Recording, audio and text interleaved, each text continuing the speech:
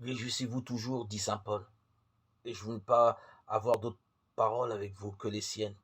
Ô Thessaloniciens, restez toujours joyeux, priez sans cesse. En toutes conditions, soyez dans l'action de grâce, c'est la volonté de Dieu. Sur vous, dans le Christ Jésus, 1 Thessaloniciens 5, 16, 18.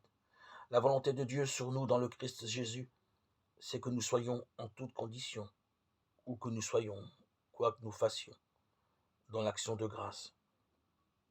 Ceci, toujours, dit-il, même lorsqu'il y a des divisions dans la communauté chrétienne, même lorsque les chrétiens se disputent. Car au temps de saint Paul, ils se disputaient aussi, et pour des niaiseries. Pensons à la fameuse querelle des idolotites de la viande. Moi, je mange de la viande sacrifiée, moi, je n'en mange pas, moi, il me faut des légumes, et moi, il me faut autre chose. Dans cette première communauté chrétienne, il y avait quand même des gens avec des idées bizarres. Les pythagoriciens néo-convertis, par exemple, qui avaient un tel amour du silence.